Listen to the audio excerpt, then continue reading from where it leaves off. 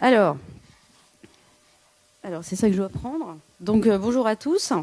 Je vérifie que ça marche bien. Donc ça marche pas comme voilà, ça marche trop vite. Oh là, c'est bien surexposé quand même. Hein. C'est moins sympa. Notre rétro est un peu vieillissant.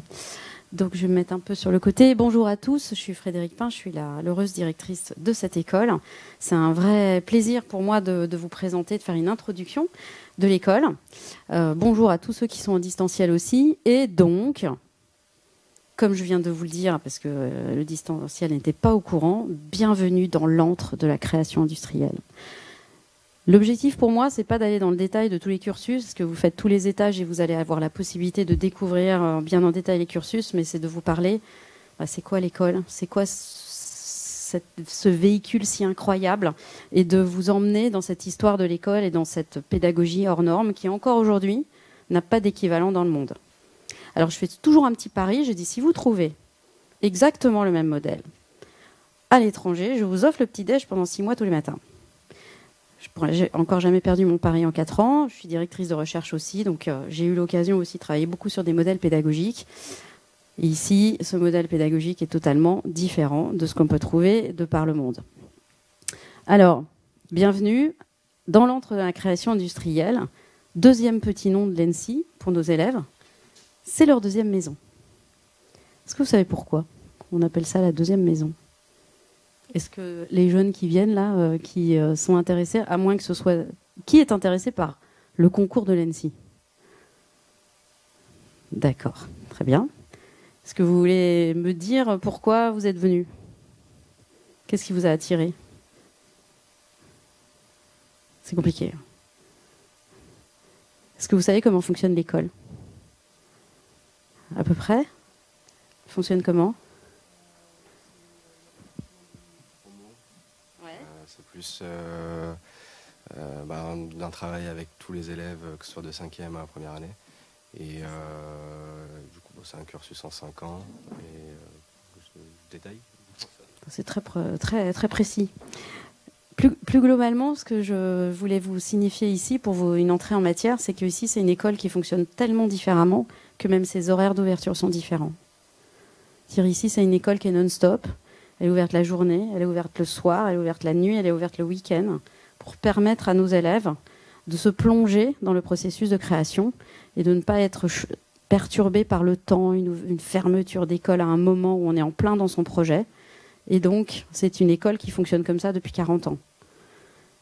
Donc petit à petit, on s'installe dans les lieux. On n'a pas le droit de dormir, hein, je vous précise.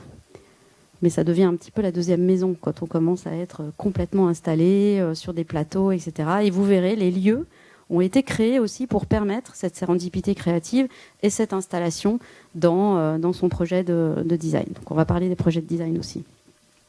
Donc bienvenue à l'ENSI dans notre deuxième maison. Donc cette école, c'est j'aime à le dire parce que on est vraiment ici sur une école du sens pour les transitions. Alors, les transitions, tout le monde en parle. On peut parler de plein de types de transitions. Mais c'est surtout un laboratoire d'expérimentation pour la création industrielle. Ou alors, 2 mots-clés sont très importants à intégrer ici. Je vous en parlais avec cette deuxième maison. C'est l'école de la liberté, effectivement. Liberté de venir quand on veut, liberté de travailler sur les projets qu'on veut. Et ça, on va revenir dessus. Mais cette liberté, elle a une exigence. Celle de la production, celle de devenir le designer ou la designer qu'on veut devenir. Et donc, les projets, vous allez voir, sont d'un niveau d'excellence très élevé parce qu'on est très exigeant avec cet espace de liberté qu'on offre à nos élèves. Et ils nous les rendent bien parce que souvent, c'est eux qui mettent la barre un peu plus haute que ce qu'on leur demande souvent parce que, effectivement, l'univers dans lequel ils sont plongés leur permettent d'aller sur des très hauts niveaux d'exigence. Donc, j'emploie souvent le terme d'ici, on a des explorateurs et des exploratrices. Tout ça parce que, effectivement, notre modèle pédagogique est un peu à part et permet effectivement à nos élèves en permanence d'embrasser des enjeux de société et de se permettre d'aller sur des terrains nouveaux de réflexion. Donc, c'est un bâtiment qui est chargé d'histoire. Bienvenue à l'ENSI, 43 ans maintenant. On a fêté nos 40 ans il n'y a pas très longtemps. Elle est dans ce lieu qui est, vous avez vu la cour ici en bas. C'était comme ça dans les années 20. C'était donc un lieu qui appartenait à Monsieur Janssen Et ce qui est très intéressant, c'est que c'était un fabricant de meubles contemporains de l'époque. Et donc, il y avait aussi des ateliers en bas. Donc, c'est resté un peu dans son jus, un petit peu, mais ça s'est totalement modernisé, bien sûr. Et depuis 82, eh bien, le ministère de la Culture a pris la propriété de ce lieu qui a été fermé en 79 et qui est devenu le siège de l'ENSI. Un petit point très important, vous êtes ici dans la salle Charlotte-Perriand. La cour en bas s'appelle Jean Prouvé, deux designers emblématiques français qui étaient les parrains de cette école en 82. Ceux qui ont connu l'ouverture de l'école en 82 ont eu cette chance incroyable de croiser ces deux personnages juste hors normes et qui habitent les lieux. De temps en temps, l'âme de Jean Prouvé et de Charlotte Perriand vient saluer les projets de diplôme des élèves. Donc c'est une école publique, vous le savez tous, et elle a cette particularité ici, en permanence, depuis 40 ans, de créer ce dialogue entre les arts, la création et l'industrie. Ce dialogue perpétuel qu'on crée entre ces disciplines de l'art et ces disciplines de l'industrie, de l'ingénieur, des sciences et des technologies, des sciences dures, eh bien, elle est articulée aussi avec les tutelles, on appelle ça, des ministères qui nous sont rattachés. À savoir le ministère de la Culture, pour tout ce qui va être autour de la culture, des arts, de la création, et puis le ministère de l'Économie et des Finances, autrement appelé pour nous le ministère de l'Industrie.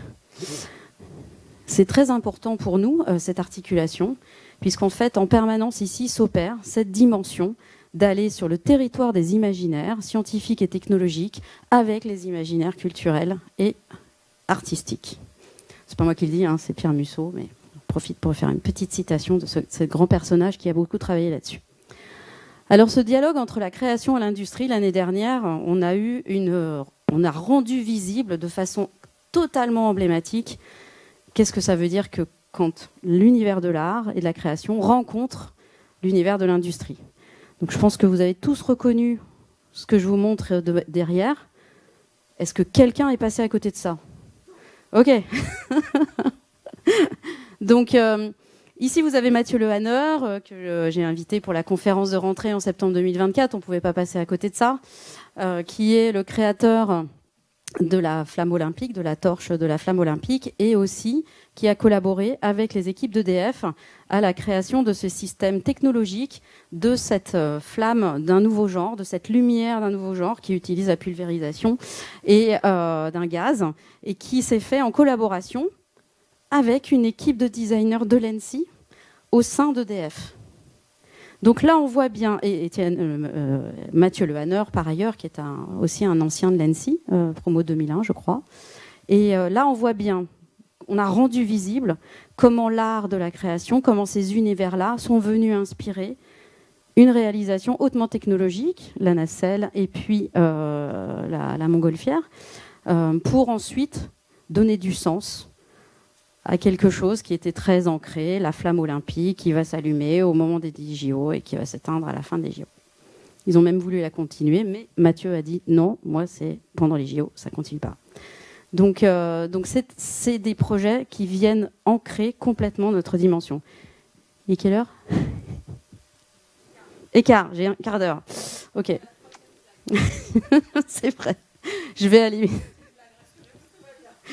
Je vous présente donc Charlotte qui va prendre ma succession après ma présentation, qui est la directrice des enseignements et de la recherche. Et je pense que vous avez bien besoin aussi de savoir quels sont les types d'enseignements qu'on a ici. Donc je ne vais pas être trop longue, mais à chaque fois je vais trop long. Donc l'ENSI, c'est une écologie du sens. Alors je vous disais tout à l'heure, c'est une école qui est un peu à part. Parce que j'ai fait cette liste-là pour vous montrer qu'elle est à part. Pourquoi? Parce que c'est une grande école, par son taux de sélectivité et son taux d'insertion. Mais c'est aussi une grande école d'ingénieurs pour ses salaires à l'embauche. Par rapport au paysage du design, on est effectivement sur des salaires à l'embauche qui sont plus proches d'écoles d'ingénieurs que d'écoles d'art et de design. Une école d'architecture pour son fonctionnement en mode projet, mais aussi une école d'art pour son fonctionnement en atelier. Donc c'est un subtil une subtile construction de tous ces univers-là ensemble qui sont regroupés ici à l'ENSI.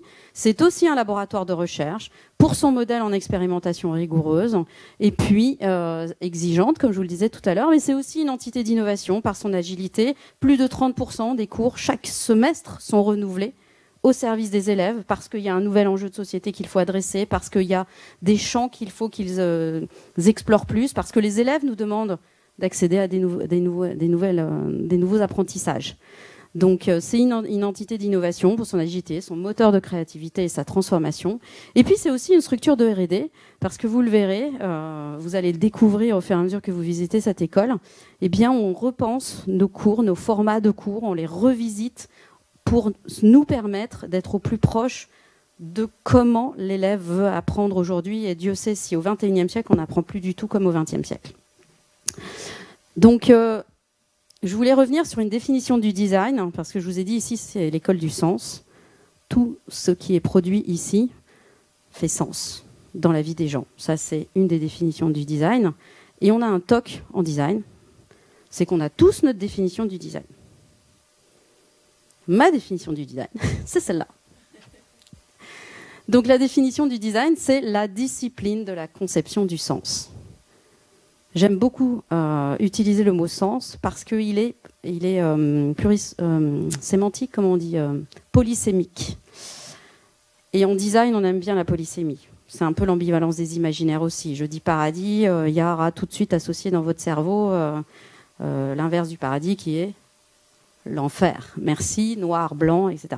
Et donc le designer, la designeuse va passer 5 ans à apprendre ces dimensions-là de qu'est-ce qui fait sens dans la vie des gens. On va mettre des outils sur la table, on va aller observer des terrains, on va travailler sur des dimensions formelles, on va travailler sur l'affordance qui est cette forme et qui évoque la fonction. On va travailler sur tous ces univers-là qui vont nous permettre de plus en plus se rapprocher de cet univers très particulier qu'est l'être humain.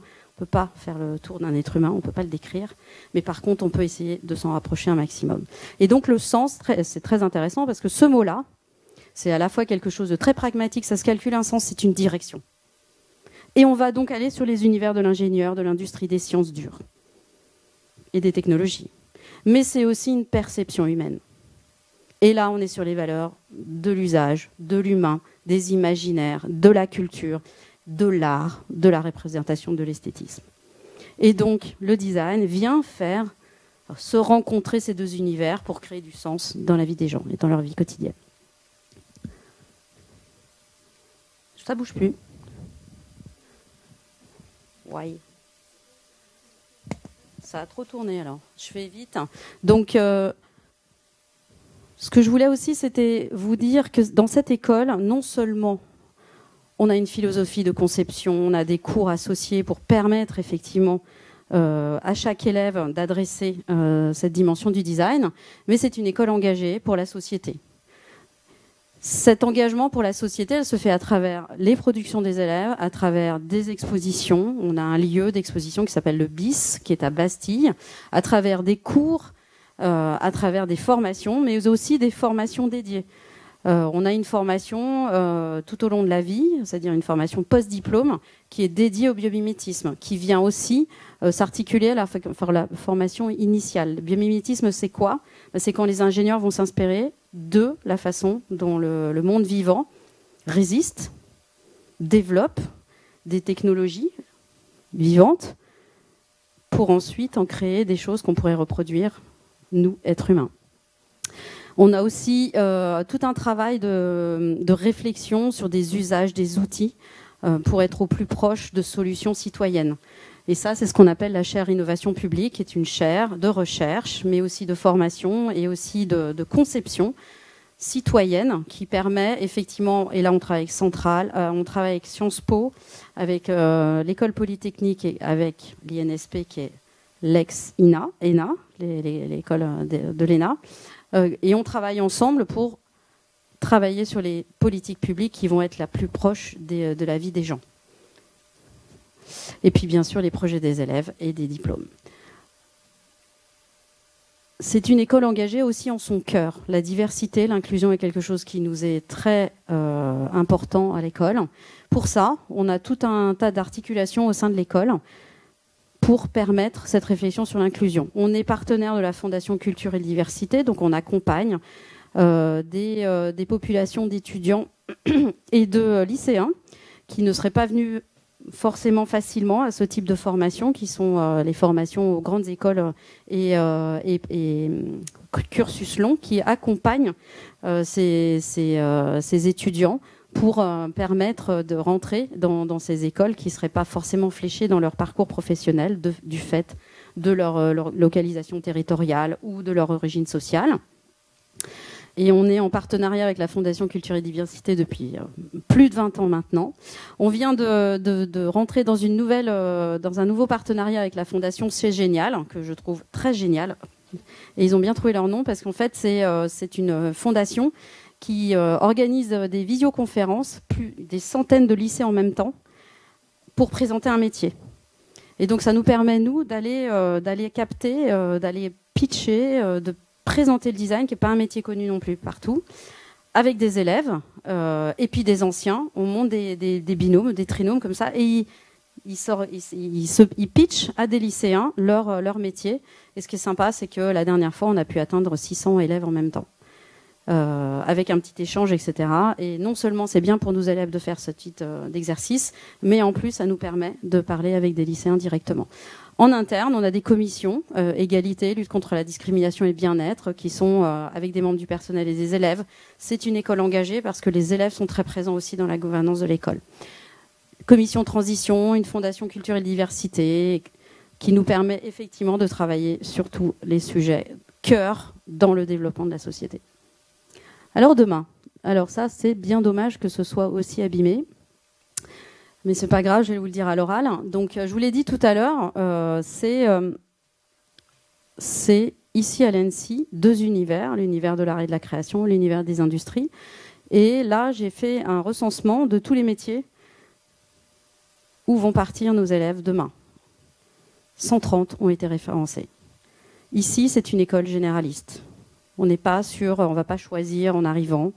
Je veux faire de l'automobile, je veux faire du service, je veux faire du graphisme. Non, on ne choisit pas ici à l'ENSI. C'est au fur et à mesure de vos choix de partenariat, de vos choix de projet. Vous allez vous découvrir une sensibilité sur un univers du design qui vous sera propre. Vous allez construire votre personnalité. C'est une école de l'émancipation. Et l'objectif, c'est qu'un jour, vous soyez dans un de ces métiers-là ou dans plusieurs métiers pluriels. Donc, pour vous les dire à l'oral, là, il y a tous les métiers qui vont être autour de l'espace, aménagement d'intérieur, aménagement d'espace urbain, scénographie, mais il y a aussi les métiers des services, design de services, conception de systèmes de production, design numérique, mais aussi les métiers de la stratégie, design management, design des organisations. Vous pouvez devenir chercheur, enseignant-chercheur. Nous avons tout un programme de doctorat, ça c'est dans très longtemps. Après 5 ans, si vous voulez continuer, nous avons la filière doctorale qui est le Graal à atteindre, la thèse en design. Donc, avec notre centre de recherche en design qui est en co-lead avec l'Université Paris-Saclay et l'École normale supérieure. C'est une très belle carrière pour les designers aussi. Design des matériaux, design sonore, design culinaire aussi, graphisme édition, graphisme, identité de marque, packaging, et puis bien sûr le métier qui est le plus connu dans l'univers du design, qui est le design, ce qu'on appelle de signature, le design des objets, des mobiliers, qui peut être aussi bien dans l'industrie, mais qui peut être aussi plutôt sur des pièces un peu plus spécifiques, comme par exemple l'exemple de Mathieu Le Hanner avant, qui lui est plutôt dans l'univers du design de signature. Et puis l'univers du textile aussi, puisqu'ici nous avons 2 filières, mais je pense que vous le savez, si vous êtes déjà allé dans les murs de l'école, nous avons 2 filières, création industrielle et design textile. Alors je voulais faire un focus sur l'après. Donc l'après, c'est tous ces métiers-là possibles. Nous sommes une école généraliste. Mais c'est aussi un réseau d'alumni. Je viens d'en parler avec Mathieu Le Hanner et l'équipe de Design Pulse d'EDF. Eh bien, ce réseau d'alumni, c'est tous ces alumni-là. Mais ce qui est très intéressant, je vous en ai mis quelques têtes d'affiche, mais il y en a plein d'autres. Ce qui est très intéressant, c'est de faire le pont entre Nathalie Crasset, Jean-Marie Massot, Patrick Join, Mathieu Le Hanner, Constance Guisset, et puis d'autres univers. Les vraiment de Johan Olivier en 2010, c'est une agence de design de politique publique. On est dans ce qu'on appelle le design de l'intérêt général. Ce sont des designers qui se mettent au service des collectivités territoriales, des collectivités, des mairies, pour accompagner au mieux la compréhension du terrain et les remonter auprès des collectivités, ou alors de construire des outils de développement des politiques territoriales, des politiques publiques qui viennent mieux s'ancrer dans la vie des gens. Et ils sont, c'était une grosse. Johan Olivier a fait son projet de diplôme en 2010. Ça n'existait pas du tout dans le paysage français, le design des politiques publiques. C'est né à l'ENSI. On a donc maintenant, dans le ministère de la Transformation et de la Fonction publique, des designers qui travaillent au service de l'État pour permettre ces transformations utiles et qui font sens dans la vie des gens. Ariane Epstein, par exemple, il travaille dans ce ministère. Et puis, j'ai cité Gillian Graves parce que lui c'est un spécialiste du biomimétisme et du vivant. Encore un autre champ du design. Les autres reconnaissances pour les élèves, c'est qu'on accompagne énormément les élèves aussi pour se confronter à une dimension qui est très particulière, c'est celle des concours. Les concours, c'est un sujet imposé, mais c'est aussi une façon de travailler différente. Bien sûr très cadré, avec le respect des droits privés, de la production de l'élève. Et évidemment, à l'ENSI, on a toujours des très très belles récompenses. Récemment, on a eu 2 Red Dot Design, 2 belles récompenses internationales cette année. Alors cette école, comme je vous le disais, elle est là pour expérimenter. On en a parlé tout à l'heure, on est en mode projet. C'est une pédagogie unique au monde. Pourquoi? Combien de temps il me reste? Je suis sûre que je vais tenir. Donc là, on arrive au cœur du fonctionnement de notre école, cette pédagogie par projet. On n'est pas structuré en année, il n'y a pas de première année, il n'y a pas de deuxième année, il n'y a pas de troisième année. Par contre, on a des projets. C'est-à-dire que les élèves qui arrivent ici vont s'intéresser à des projets et ensuite, par semestre, ils vont choisir des thématiques de projets. Aucun de nos projets ne sont fictifs à l'ENSI. Tous nos projets sont toujours rattachés à un enjeu extérieur qui nous est proposé, bien sûr retravaillé avec les designers des ateliers projets, mais on a toujours une articulation avec le monde extérieur dans nos projets systématiques. Et les projets, je vous ai fait une liste, vous les verrez à tous les étages ici, puisqu'on a plein de projets qui sont exposés, de la Croix-Rouge à une montre des montres, à une grande marque de luxe de montres de luxe, à un projet sur la surveillance et l'analyse des données et votre surveillance au quotidien. Tout est varié au sein des projets à l'ENSI. C'est pour permettre aussi aux élèves de se tester sur plusieurs terrains, plusieurs productions de formes de design, et ensuite de devenir le designer qu'il veut devenir ou qu'elle veut devenir. Donc on est en mode projet, c'est les projets qui vont articuler la scolarité de l'élève. C'est donc un apprentissage par le projet et par les pairs. Comme nous n'avons pas regroupé les élèves par année, on regroupe donc les élèves par projet et donc on va se retrouver avec une pédagogie. Les seniors vont former les juniors vont apprendre des choses différentes aux seniors. Et donc cette pédagogie par projet va s'opérer aussi par pair. Donc il y a par atelier projet, chaque élève vont venir être confronté à des nouveaux profils. Et comme vous le savez, le concours de l'ENSI est ouvert à n'importe quel type de profil. On a des ingénieurs, en ce moment on a une psychanalyste, on a eu une infirmière il y a 2 ans. N'importe qui peut venir passer le concours de l'ENSI. Ce qui nous intéresse, c'est la personnalité. On va tester votre personnalité et votre envie de produire des réponses qui vont faire sens dans le monde, d'être dans le faire, d'être dans la production, tester votre capacité créative et cette envie d'avoir un regard critique et politique sur le monde et tester dans le concours de l'ENSI, quelle que soit votre origine. Et donc, quel que soit votre âge aussi, puisqu'il n'y a pas d'âge pour passer le concours de l'ENSI. Donc, on se retrouve avec des promos qui vont, elles aussi, s'auto-alimenter.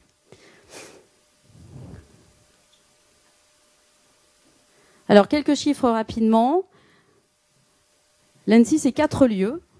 C'est des ateliers rue Saint-Sabin, le lieu emblématique où vous êtes aujourd'hui. C'est un lieu de monstration qui s'appelle le BIS, place de la Bastille, qui n'est pas ouvert cette année pour les JPO, mais qui était ouvert l'année dernière pour les JPO. Mais suivez l'actualité du BIS, puisque bientôt va y avoir de nouvelles expositions. C'est un laboratoire de recherche, je vous en ai parlé tout à l'heure. Après 5 ans, si vous voulez continuer, vous pouvez aussi faire un doctorat, mais le laboratoire de recherche apporte aussi des projets de recherche ancrés sur des enjeux de société sur lesquels il faut qu'on travaille. Donc il y a des projets qui sont aussi des projets de recherche qui vous sont proposés dans les ateliers projets.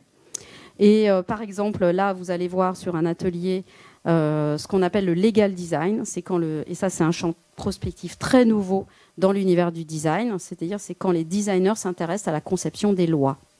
Qu'est-ce qui se passe? Et donc les élèves viennent de passer 6 mois pour travailler sur ce sujet-là. Je ne sais plus, je crois que c'est au 4e ou au 3e, mais vous verrez l'exposition de ce que les élèves produisent quand ils réfléchissent à ces dimensions qui semblent totalement surprenantes de premier abord. C'est une annexe en territoire de la formation continue, puisqu'on a une formation qui s'est développée depuis 2 ans à Rennes, pour former des professionnels au design grâce aux expertises de l'ENSI. C'est 350 élèves en formation initiale, 25 étudiants étrangers en échange, c'est 50 diplômés de formation continue par an, et c'est 80 membres de personnel, et puis bien sûr plus de 100 intervenants, puisqu'en fait le principe même de l'ENSI, c'est qu'il n'y a pas de personnel enseignant permanent. Il n'y a que des professionnels ou des enseignants-chercheurs, mais qui ont des activités de recherche par ailleurs. Et donc, ça donne un ancrage sur la réalité des enjeux, des projets qui sont proposés aux élèves, toujours très, très puissant. Et c'est la spécificité de cette école aussi. Vous retrouverez au niveau du 4e et au niveau de là où on décrit les cursus, mais aussi la recherche, vous retrouverez, et puis Charlotte va vous en parler, de tous nos cursus. Donc on a beaucoup de doubles diplômes, de doubles cursus, mais elle va vous présenter tout ça.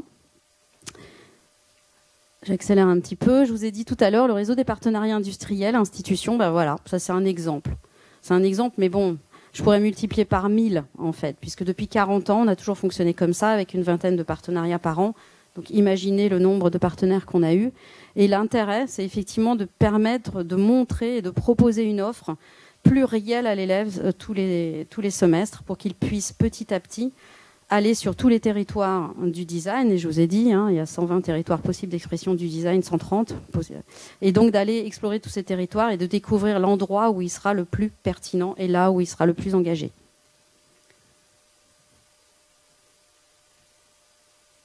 La recherche, je vous en ai parlé tout à l'heure.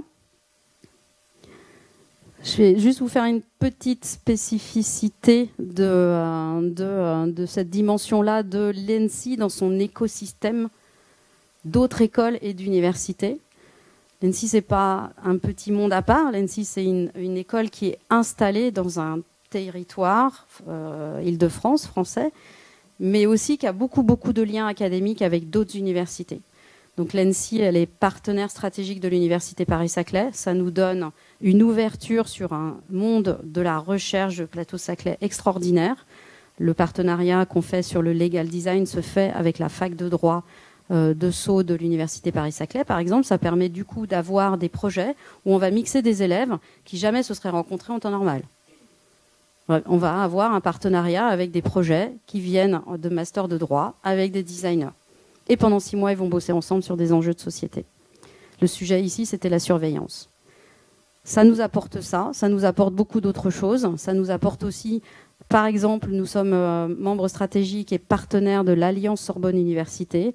L'Alliance Sorbonne Université, c'est le CELSA, l'école de communication, c'est le Muséum d'histoire naturelle avec qui on a beaucoup de collaborations, c'est l'Université technologique de Compiègne, c'est beaucoup d'autres. C'est donc autant de possibilités de partenariat, d'ouverture sur des nouveaux champs qui viennent alimenter toujours les projets dont ont besoin nos élèves pour bien comprendre dans quel monde ils vivent et dans quel monde ils vont vivre.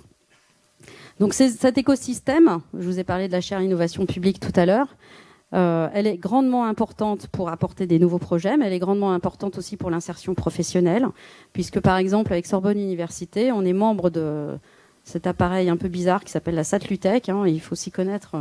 En fait, c'est un incubateur. Donc ça nous permet, certains élèves qui veulent créer leur entreprise, en ce moment on a 4 élèves qui incubent soit un atelier projet, un de leurs projets produits dans un atelier ou leur projet de diplôme, qui sont incubés dans cet incubateur pour créer leur entreprise et la développer avec le soutien d'une structure, puisque c'est pas évident pour les designers de développer leur structure. Voilà, j'en ai terminé avec ma petite présentation. Je voulais finir un peu sur une philosophie du monde dans lequel on est et dans lequel on se positionne, nous, à l'ANSSI. C'est que s'il y a bien une certitude, c'est qu'aujourd'hui, c'est un monde d'incertitude. Mais ce qui a bien une certitude, alors je vais passer d'abord c'est que ici, on se joue des incertitudes. Et on met sur la table tous les outils possibles pour que nos élèves transforment ces incertitudes en certitudes créatives, en positionnement qui leur permettent d'être dans une dynamique de ces incertitudes. On va les transformer en certitudes. Ce qu'il faut bien voir aussi, c'est que le design, c'est pas noir-blanc. Le design, c'est toujours une réponse parmi d'autres. Ce sera votre réponse, et c'est pour ça que je reboucle avec cette école de la liberté, cette école de l'émancipation qui va permettre de développer chacun de vos talents. Je reviens sur cette définition qui, je trouve, montre bien comment c'est complexe de s'installer dans cette dimension-là. Parce qu'aujourd'hui, on vit un paradoxe tous les jours. Et le paradoxe, c'est le moyen d'ébranler les pensées trop sûres d'elles. Je pense que ça parle à tout le monde, les pensées trop sûres d'elles. Nous sommes tous dans des schémas de pensée très sûrs de nous en ce moment, avec ce que la vie possède d'irréductible. Quand vous aurez réussi à faire ça, votre projet de diplôme il sera fantastique. Donc, je vous remercie beaucoup pour votre attention. Et puis, chers futurs explorateurs, exploratrices, venez, rejoignez-nous, passez le concours. Venez transformer avec nous les incertitudes en certitudes créatrices. Je vous remercie beaucoup pour votre attention. Et je vais passer la main. Merci. À Charlotte. Je suis sûre que je suis à l'heure. Voilà. Merci à vous. Alors, le temps que Charlotte arrive, est-ce que vous avez une ou deux questions ? Oui. Est-ce que ça peut être utile pour le candidat de faire une année de prépa avant de passer le concours ?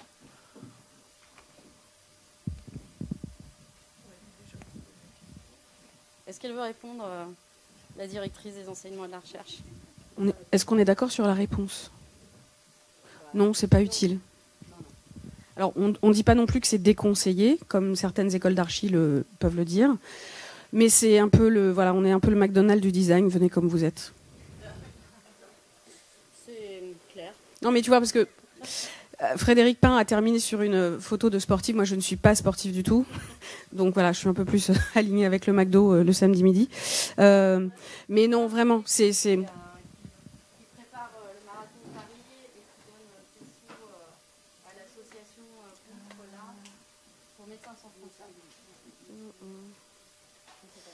Alors attends, sauf que...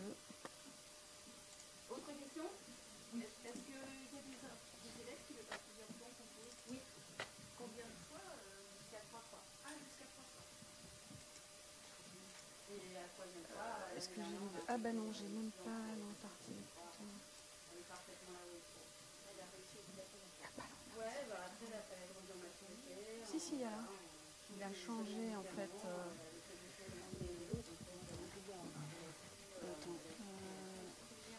Ouais, il a pas pris la dernière. Mais putain, c'est pas vrai.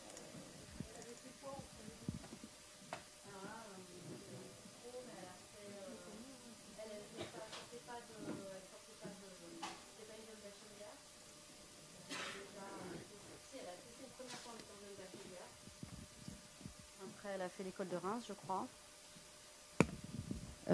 Et puis, elle a retenté le concours de l'école. Mais ça arrive, c'est pas fréquent, mais ça arrive. Et on salue aussi l'acharnement. C'est aussi un talent. Mais il faut arriver vraiment avec un dossier, enfin, faut être prêt quand même. Faut pas juste le repasser. Alors, si je peux me permettre un petit conseil pour faire une réponse aux deux questions. Ouais. C'est pas impossible si jamais vos enfants, ou vous peut-être, vous envisagez de faire une prépa ou de commencer autre chose.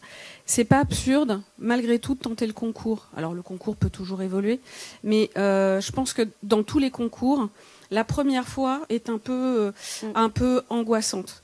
Et notre concours est assez singulier pour être assez déstabilisant sans raison en fait, parce qu'on est tous super gentils et ravis d'accueillir des candidats. Donc voilà, de se dire je vais tenter pour voir. Et puis si ça se trouve ça peut marcher. Hein. On a plein d'histoires d'anciens qui ont tenté et puis sur un malentendu ça a marché. Pour que ensuite vous puissiez vous-même juger si vous faites une prépa comme ci, comme ça, le début d'un autre cursus, ou si peut-être c'est finalement pas fait pour vous. Enfin voilà, le concours donne quand même un aperçu de trucs sympas. Alors est-ce que vous avez d'autres questions sur la présentation de Frédéric? Il y a aussi Coralie avec moi. On reprendra des questions après. Et on a 2 micros en état de marche. Bonjour. Et une télécommande. Alors on va pas, je télécommande, d'accord? Tu télécommandes? Il faut se mettre devant, Corélia. Devant l'image. De l'autre côté. Bonjour à vous, je commence. Ah, vas-y, cours. Je m'appelle Corélia, je travaille à l'ENSI en qualité de responsable pédagogique du département design textile, enfin du master design textile. Vous vous rendrez compte dans la journée, si vous suivez plusieurs conférences, qu'on est 2 responsables.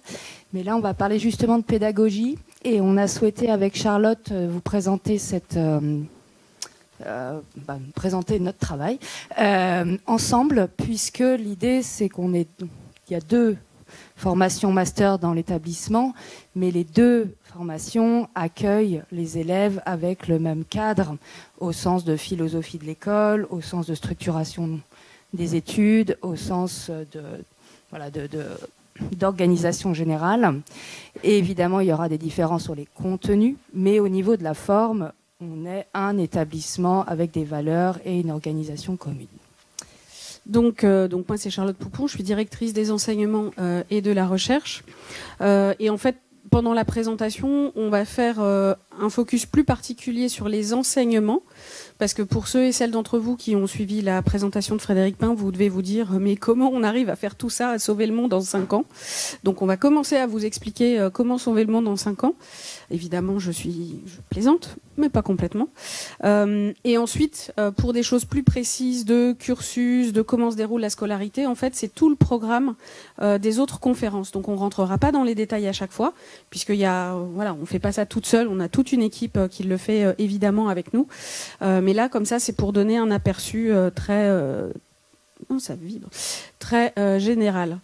Donc quelques principes généraux que vous avez déjà entendus, mais on vous le redit, la pédagogie, c'est aussi répéter et répéter autrement. Toutes les écoles que vous pouvez faire aujourd'hui ou demain vont vous dire qu'elles sont uniques. Voilà, c'est un peu c'est de bonne guerre. Nous, on l'est vraiment. Et donc, on vous dit pourquoi on l'est vraiment.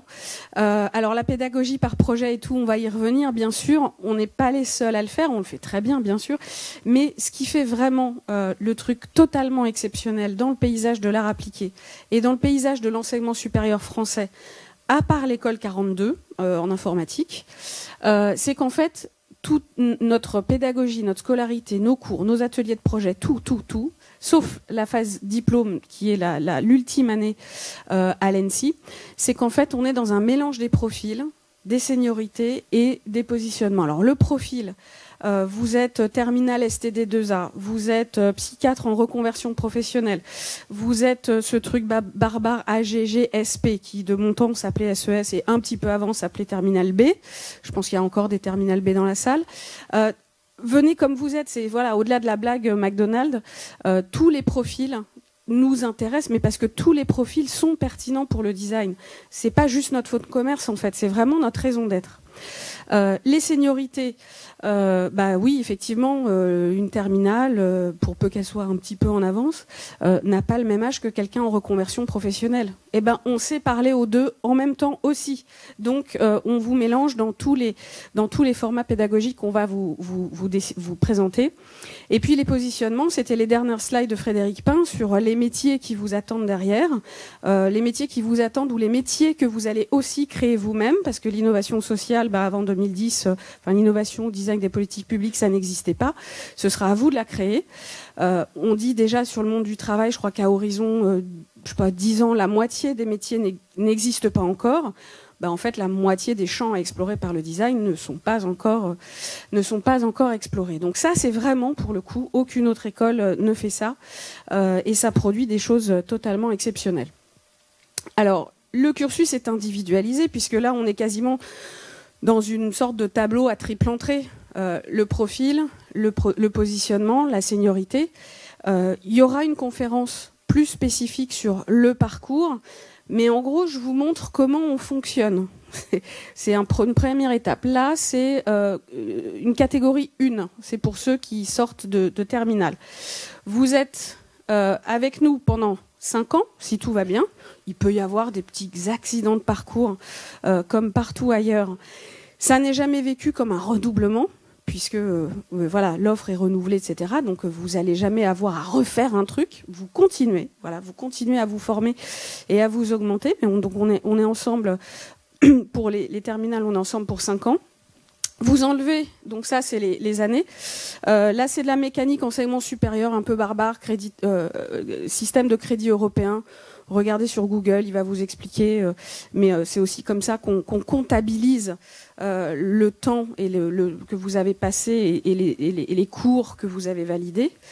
Au-delà de la note, il n'y a plus de notes sur 20 dans l'enseignement supérieur, enfin très peu en tout cas. La phase diplôme, c'est pareil, vous allez avoir une conférence spécifique là-dessus, c'est vraiment la dernière année pour tout le monde. Et donc, ce qui se passe avant, donc soit 4 ans, soit 3 ans, soit 4 ans, soit 3 ans, en fait, soit 2 ans aussi, elle est divisée en 2.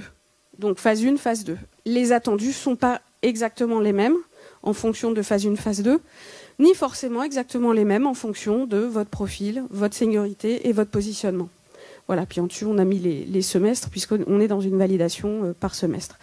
Ensuite, vous avez des débouchés, c'est-à-dire qu'à un moment, vous pouvez bifurquer, parce que quand vous arrivez à l'ENSI, vous êtes surtout dans un écosystème d'enseignement supérieur, vous êtes dans un écosystème pluriel qui peut s'adapter à encore une fois, votre positionnement, votre profil, etc. Donc là, ce dont on vous parle aujourd'hui principalement, c'est les 2 conférents grades de master, donc en création industrielle et en design textile. On a, ah oui, alors là, c'était pas super bien géré. Là, c'est les doubles diplômes niveau M2, et là, on doit être sur le double cursus sciences et design. Donc il y a aussi quelqu'un au 4e étage, juste en dessous, qui peut vous répondre spécifiquement sur ça, où là, c'est des élèves qui sont en fac de sciences et qui font pendant 3 ans leur L3 de sciences en même temps qu'une scolarité ici, mais pour le coup, une scolarité un petit peu arrangée, parce que bon, les journées n'ayant que 24 heures, ça a été aux formations de s'adapter.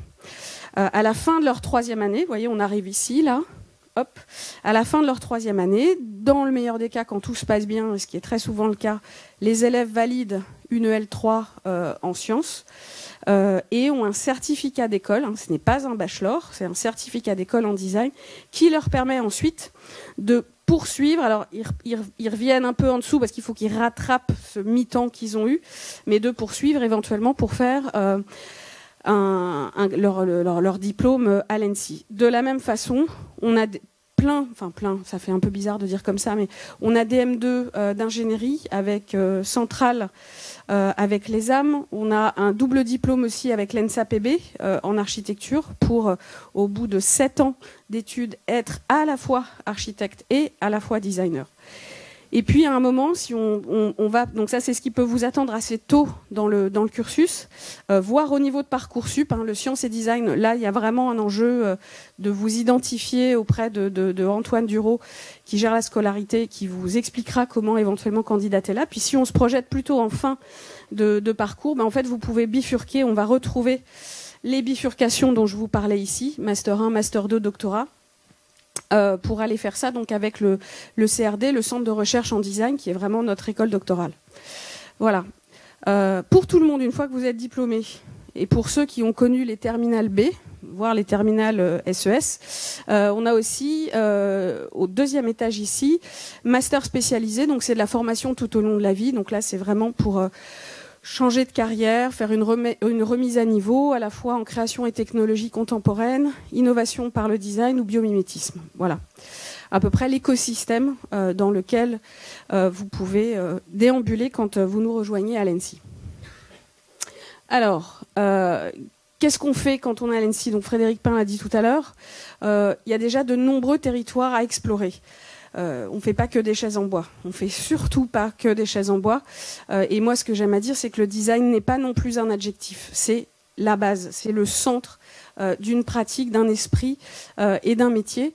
Un métier qui s'intéresse au rapport au vivant, que ce soit dans une forme de préservation, d'accompagnement ou d'inspiration.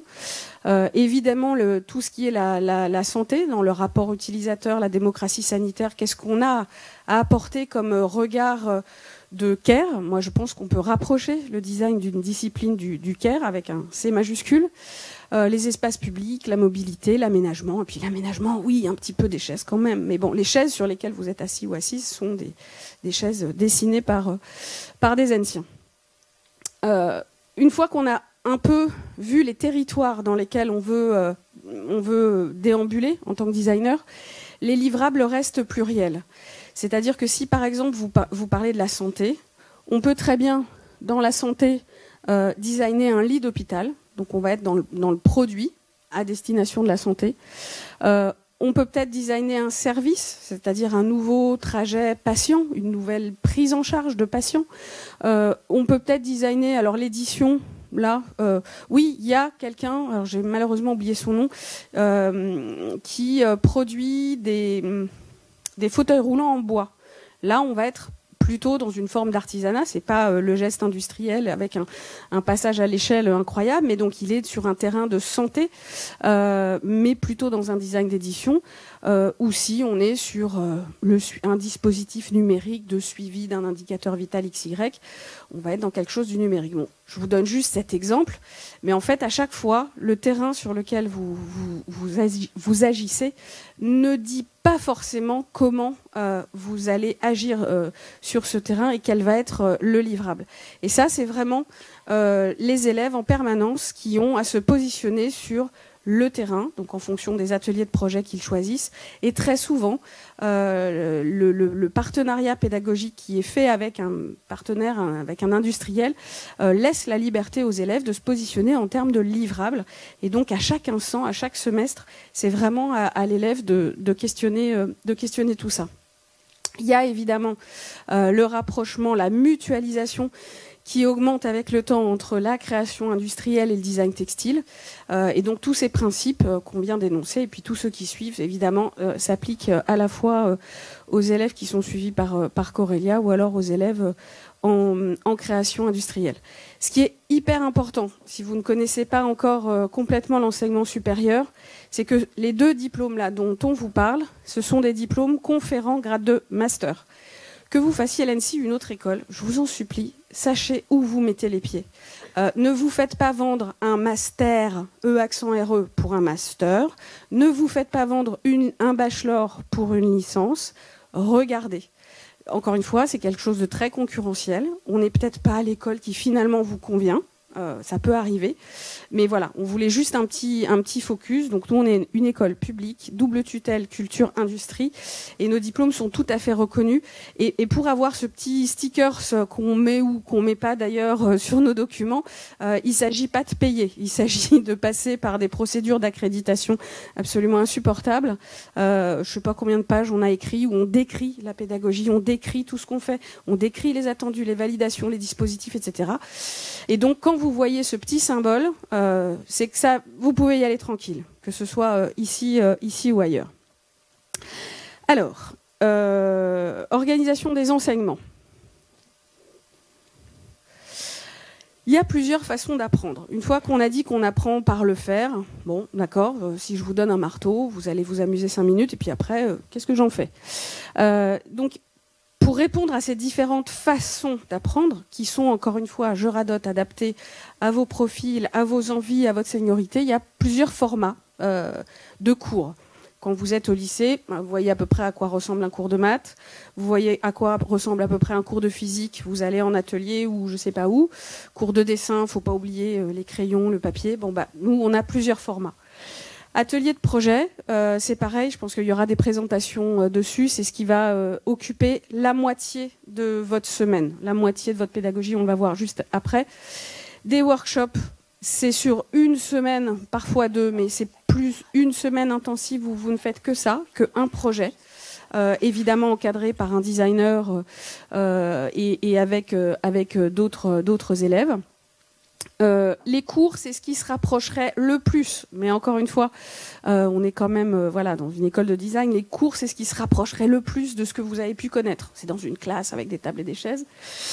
Studio, c'est un petit peu un mélange entre les deux, c'est-à-dire que c'est un cours où vous allez expérimenter un outil, une matière, explorer un sujet, etc. Et puis depuis 2 semestres, on a créé les labs de recherche, qui sont des gros studios qui vous prennent un peu plus de temps dans la semaine et qui ont surtout vocation à se rapprocher très modestement du temps long de la recherche, avec également, ce qui n'est pas forcément le cas, voire pas du tout dans les autres cours, une promesse de récurrence. C'est-à-dire qu'on s'engage auprès de vous à ce que le lab de recherche, là, par exemple, autour de l'intelligence artificielle, existe le semestre d'après, et le semestre d'après, et le semestre d'après. C'est une façon pour nous d'acculturer les élèves à une thématique de recherche et à les préparer, quand on a parlé du doctorat tout à l'heure, à avoir un peu les sujets. Et donc, à terme, dès la rentrée de septembre, il y aura 3 labs sur la technique, la nature et les sociétés humaines. On n'a pas encore le thème du dernier. Et donc, vous pouvez aussi choisir ça. Et donc, typiquement, comment ça rentre, maintenant que vous avez un petit peu le paysage, comment ça rentre dans une semaine? Finalement, quand on pose des choses comme ça, c'est pas si compliqué. Les ateliers de projet, donc le gros de la pédagogie, sont tout le vendredi, le jeudi après-midi et le mardi après-midi. Donc là, vous faites le même projet avec les mêmes 2 designers et avec les mêmes camarades. Ensuite, il vous faut, sur le reste, choisir, parmi une offre dont on va parler plus tard, il vous faut choisir 5 autres formats pour ces raisons de CTS. Voilà, il faut faire une multiplication, une addition pour arriver à 30 à la fin du semestre. Et donc, les cours, ceux qui se rapprochent le plus de cours théoriques, toutes proportions gardées, sont le lundi, le mardi et le jeudi matin. Et puis les studios et les labs le mercredi ou le mercredi après-midi. Le lundi, actuellement, c'est pour le travail, parce qu'il faut bien bosser tout le reste. C'est aussi un temps qu'on espère de plus en plus collectif pour mobiliser des élèves sur des enjeux et des engagements de l'élève. Karim, le responsable de la vie étudiante qui se cache dans le fond, mais n'hésitez pas à lui poser des questions, est aussi en train de travailler à une offre de sport en partenariat avec la Sorbonne pour que vous puissiez avoir accès au catalogue sportif de la Sorbonne. J'ai pas les chiffres en tête, mais en fait, si là aujourd'hui vous faites encore, je crois, 3 heures de sport en terminale, ou les plus vieux d'entre nous qui ont fait 3 heures de sport jusqu'en terminale, après on fait plus de sport. Enfin, c'est quand même très dur. Bon, là, on essaye un petit peu de changer ça. Donc voilà en fait comment les choses sont organisées et c'est répété comme ça, donc semaine après semaine et semestre après semestre. Alors après, qu'est-ce qu'on apprend? Là, je vous ai expliqué un peu la mécanique, mais comment on apprend? Comment on apprend et comment on arrive à parler de ce qu'on apprend? Parce que moi, je peux être assez claire dans ma tête, mais comment j'arrive à vous l'expliquer? Comment on l'explique à nos tutelles? Comment on l'explique aux futurs candidats? En fait, on a choisi de décrire ça. Alors, choisi oui et non, ça nous est quand même un peu imposé, une approche par compétences.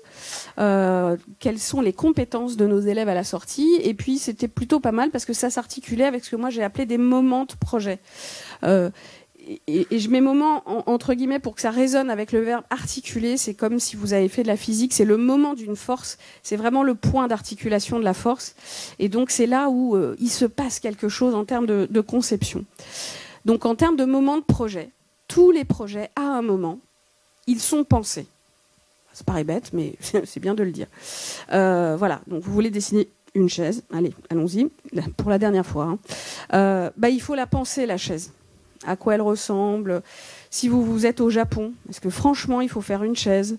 Les Japonais ont majoritairement commencé à s'asseoir sur des chaises après la Deuxième Guerre mondiale. Avant, il n'y en avait pas tant besoin que ça, etc. Mais il faut le penser, ça. Il faut le savoir, il faut penser l'esthétique, la référence culturelle, la faisabilité économique, enfin, tout plein de choses. Après, il faut le représenter. Parce que moi, ce que je pense et ce que j'ai dans ma tête, si je veux voir un artisan, un fabricant, un industriel pour lui dire « Tiens, dessine-moi une chaise », vous avez vu, hein, dessine-moi un mouton. En fait, on n'a pas vraiment eu le mouton. On a eu la caisse, pour ceux qui suivent. Donc, il faut le représenter. Vous remarquerez que représenter, je n'ai pas écrit dessiner. Moi, je ne sais pas dessiner. Je ne savais pas dessiner en rentrant à l'ENSI. Je ne sais pas vraiment dessiner maintenant, mais j'ai quand même, rassurez-vous, eu d'autres façons de représenter mes idées, mes projets. Et encore une fois, quand bien même on parle de dessin, on n'est pas une école d'art. Ça, je vous en supplie, ne faites pas cette méprise-là. Et donc, il faut représenter ces idées. Il faut gribouiller, coller, dessiner bien, dessiner à tout ce que vous voulez. Au crayon bic, ça marche aussi très bien. Vous pouvez être de très bons dessinateurs et de très bons designers. Vous pouvez aussi être de très bons designers en étant un piètre dessinateur. Mais l'intérêt, l'important, c'est de savoir représenter ces idées. Puis après, il faut les matérialiser aussi, un petit peu. Donc là, c'est tous les ateliers matières, tout ce que vous allez voir en atelier de projet. Comment, avec 3 bouts de ficelle, vous arrivez à nous ouvrir les portes du paradis. Donc là, pour vous entraîner, je plaisante, mais c'est presque ça. Il faut regarder MacGyver, je crois que ça revient. Je parle du MacGyver des années 80 sur TMC le samedi après-midi. Parce que voilà, faut savoir mettre la main à la pâte. Le bricolage. Après, quand on va parler de prototype, le prototype, c'est la première pièce de quelque chose qui fonctionne. On n'en est pas là. On fait des tas de trucs avec des bouts de carton, très bien, et puis vous allez apprendre à les faire de mieux en mieux. Et puis matérialiser, c'est aussi à un moment donné se donner les moyens de repenser. Ah, super, vous vous asseyez dessus, les pieds ils touchent pas par terre. Donc c'est pas confortable. Donc il faut refaire la chaise, refaire le prototype, réessayer, la représenter, recouper. Enfin, tout ça c'est très itératif. Vous avez vu que c'est très très emmêlé. Rien de ce que je vous explique n'est linéaire. Attention, il faut pas penser avant de représenter ou représenter avant de matérialiser. Il faut faire comme ça vient et découvrir un petit peu votre méthode au milieu de tout ça. Après, quand vous arrivez à faire, il faut, enfin après, non, c'est pas linéaire, mais à un moment. Il faut un peu vous positionner. Qu'est-ce que vous apportez au monde? Bon, je vous ai dit que je voulais bien que vous faisiez une chaise en bois. Une dernière fois, on a dit, mais qu'est-ce qu'elle apporte au monde, cette chaise en bois? Est-ce que franchement, le tabouret nain de jardin de Stark apporte quelque chose au monde? Alors, comme on est enregistré, je dis bien sûr, le tabouret est super, mais franchement, positionnez-vous. Qu'est-ce que vous voulez dire? Voilà. Et alors ça, on ne vous lâchera pas. Vraiment, dans tous les ateliers de projet, dans tous les cours, au-delà de savoir si vous êtes bon, bonne ou pas, ou un peu en difficulté, encore une fois, vous êtes là pour apprendre, donc vous n'êtes pas bon ou bonne, super, dès le début, vous pouvez avoir fait bien tout ça, puis en fait, qu'est-ce que ça apporte? Et c'est vous, là, qui nous intéresse vraiment, et y compris depuis la lettre de motivation, la vidéo, le concours, tout ça, c'est qui êtes-vous, en fait? La réponse, c'est vous qui l'avez, elle n'est pas bonne ou mauvaise, c'est vraiment à vous de la voir. Il y a le côté, évidemment, après, un peu plus business, on va le dire. Ça ne doit pas être un gros mot, l'argent, le business, gagner sa vie. Je sais bien que quand on est jeune, mine de rien, je l'ai été aussi, il y a un côté un peu... voilà, on veut sauver le monde, on est là pour ça, vous êtes dans la bonne école, mais bon, voilà, si vous voulez un peu ouvrir la porte de votre frigo puis avoir une canette de Red Bull pour faire vos rendus jusqu'à 23h, il y a un moment, il faut savoir vendre son travail, le valoriser, être dans une démarche d'entrepreneuriat à un niveau XY. Voilà, on n'est pas dans des multinationales CAC 40, ou peut-être, mais encore une fois, ce sera à vous de le dire ou pas. Et on va aussi, assez modestement, vous donner les clés, on l'espère, pour apprendre à valoriser votre travail et à être dans une démarche de diffusion d'entrepreneuriat. Parce que si votre chaise en bois, elle est super bien pensée, représentée, matérialisée, que vous avez un super discours, mais qu'elle reste dans votre garage, voilà. Et puis, ce qui traverse un petit peu tout ça, c'est surtout aussi, c'est aussi rechercher, faire de la recherche. On fait de la recherche en classe de maternelle maintenant. Donc, je ne veux pas que vous ayez peur de vous projeter dans un futur de chercheur. Vous connaissez la blague, les chercheurs qui cherchent, on en trouve, les chercheurs qui trouvent, on en cherche. Oui, bon, d'accord, ça y est, je l'ai faite pour vous. Mais en fait, la recherche, c'est la production de la connaissance. C'est là où vous allez vous donner les moyens de dire au monde, c'est comme ça que ça fonctionne. On fait une chaise en bois de 62, non pas 72, c'est l'étable, je suis complète, donc 42 cm de haut, d'accord. Mais en fait, pourquoi on dit ça? Parce qu'à un moment donné, en ergonomie, on s'est dit que c'était la façon la plus facile de faire une hauteur de chaise ou de je ne sais trop quoi. Voilà, la recherche, c'est de produire des modèles qui, à un moment donné, vont demander à être ébranlés, contestés. C'est pas le sujet, mais en tout cas, on n'est pas dans la normalisation ou la standardisation, on est dans le partage et la production de connaissances. Et tout ça étant enchevêtré, tout ça étant mêlé, puisque voilà, c'est un peu le grand tout. Et la recherche, c'est évidemment pensé, mais c'est aussi représenté et tout le reste. On a de la recherche par projet maintenant. Hein. On ne fait pas une thèse en design comme on fait une thèse en mathématiques, bien sûr que non. Mais en tout cas, on peut tout à fait faire une thèse. Et donc là, le bonus, je vous encourage à aller, donc ça doit être 4e étage, ce couloir-là, voir le centre de recherche en design, et surtout n'ayez pas peur, soyez curieux. Et puis si ça vous intéresse pas, c'est pas grave. Enfin, ça arrive. Hein, voilà, mais ce serait bête de passer à côté. Et donc, on ne sait toujours pas trop comment on fait rentrer tout ça dans la semaine, mais ça commence à se représenter. Donc, on a parlé des compétences, de ces moments de projet, et donc les cours, le catalogue de l'offre, qui passe pas super, que vous pouvez découvrir pour la première fois, je crois, en intégralité, collé aux parois vitrées dans le couloir du 4e étage, quelque part par là. Vous allez voir tous les cours du semestre qui vient de s'écouler. Il est justement organisé avec des mots-clés, avec des domaines, penser, critiquer, imaginer, représenter, montrer, dessiner. Vous voyez bien que dessiner, c'était pas l'entrée, il y a d'autres choses. Matérialiser, incarner, prototyper, positionner, singulariser, communiquer, valoriser, diffuser, entreprendre, rechercher, théoriser, transformer. Ce classement, comme tous les classements, a ses faiblesses. C'est-à-dire que y a des cours où on va être totalement à cheval entre plusieurs choses, mais voilà, il faut bien à un moment donné penser, classer. Et ça fonctionne plutôt bien. Ça fait 3 semestres, je crois, qu'on fonctionne comme ça, et on arrive à cette fameuse lisibilité de l'offre d'enseignement. Cette lisibilité de l'offre d'enseignement, alors ça c'est un détail très très administratif, mais encore une fois je vous dis ça pour vous ou que vous y alliez après, l'ENSI ou ailleurs. En fait, elle nous permet donc d'avoir ce fameux grade de master et puis aussi d'avoir nos 2 certifications professionnelles. Donc c'est le gros mot pour dire diplôme, le truc qu'on peut accroché dans sa chambre, créateur industriel et designer textile. En fait, elles sont enregistrées au RNCP, donc Registre national des certifications professionnelles. Elles sont enregistrées à un niveau 7, je crois que c'est 7 maintenant, parce que ça a changé entre 1 et 7, ils ont pris le truc à l'envers. Et donc voilà, ça atteste que professionnellement, nos formations, notre diplôme vous garantit, oui, on va le dire comme ça, une insertion professionnelle assez facile, on va dire. Encore une fois, en fonction de vos profils, de votre seniorité, à la sortie, vous serez juste des anciens, des diplômés de l'ENSI. On se moquera de savoir combien de temps vous avez passé avec nous. Et de votre positionnement, encore une fois, que vous fassiez du design industriel, de service ou, qui sait, de la recherche. Voilà. Avant... J'avais rajouté une slide un petit peu personnelle, puis en fait, pas tant que ça. Moi, je suis une ancienne d'ici. Je me présente à la fin, exprès, pour vous dire à quel point, d'où que vous veniez et où que vous alliez, vous avez votre place ici. Parce que je suis arrivée à l'ENSI, j'avais 30 ans. Au début, mes copains n'osaient pas trop me tutoyer, parce que c'était impressionnant. Je remplissais mes feuilles d'impôt à la main. Ils me disaient « Ah, c'est super, mon père, il fait pareil. » Je dis « Bah oui, c'est... Voilà. » Oui, à l'époque, il fallait remplir à la main. Il fallait faire les additions. Et en fait, j'ai été 10 ans journaliste professionnelle. Je suis rentrée à l'ENSI. Mon premier contact à l'ENSI, ça a été Véronique Escher, qui était au concours, qui est là. Je me suis assise sur une chaise prouvée à la doc.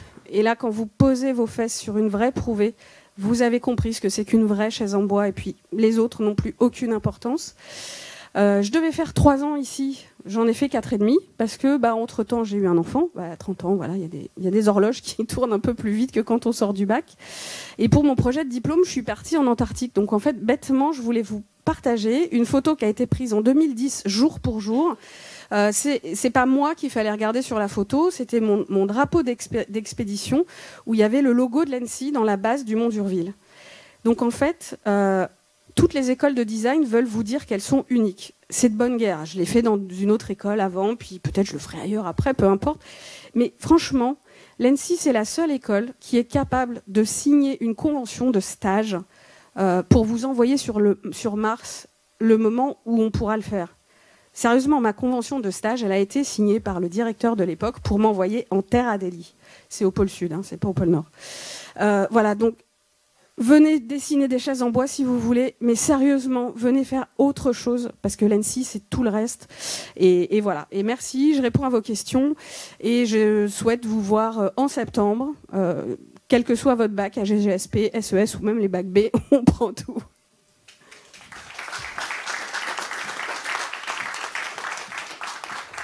Donc, est-ce que vous avez des questions? Alors, je n'ai pas répondu à tout, puisque je vous ai dit qu'il y allait y avoir des conférences qui allaient être complémentaires, mais si jamais vous vouliez savoir des choses en création industrielle ou en design textile, qu'Aurélia est là. Oui. Ah oui, exactement, j'ai pas répondu à ça. Alors, on appelle ça des vœux. On n'appelle pas ça des choix. J'avoue que la sémantique est assez... voilà. Parce que c'est pas à la carte. Quand vous êtes au restaurant, vous avez le menu et pour le coup, vous dites je prends ça, et si tout va bien, vous avez ce que vous voulez dans votre assiette.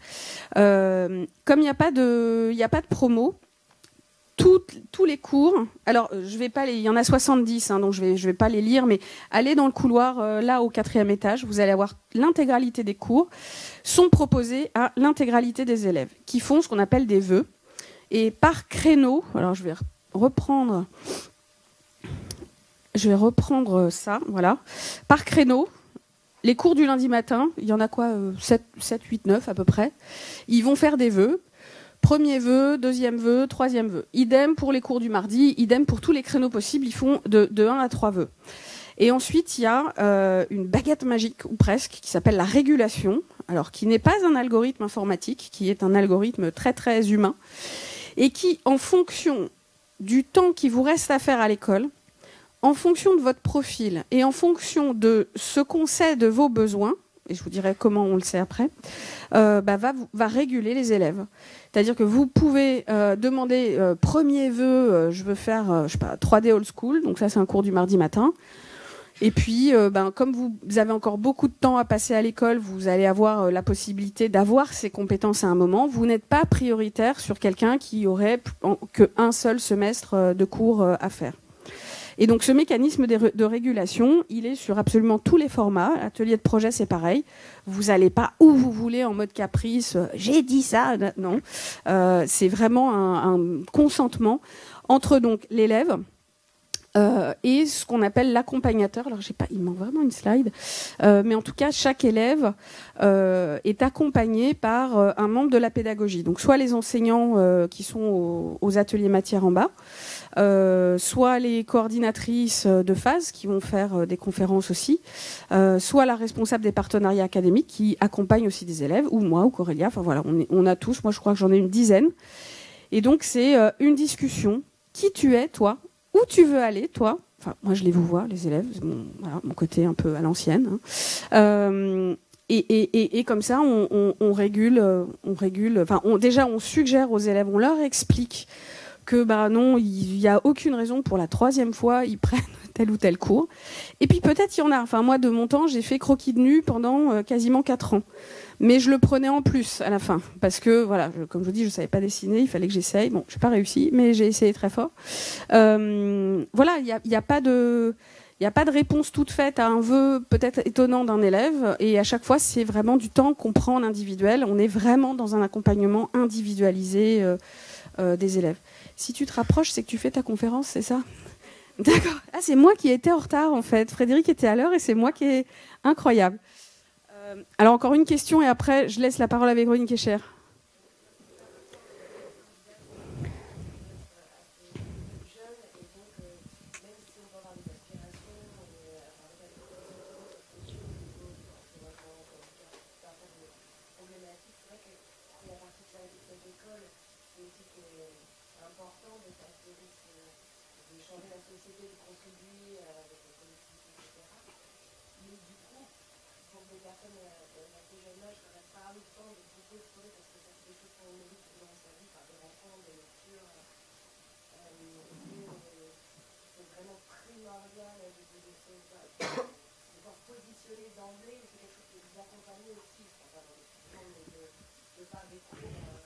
Alors bien sûr, on l'accompagne évidemment.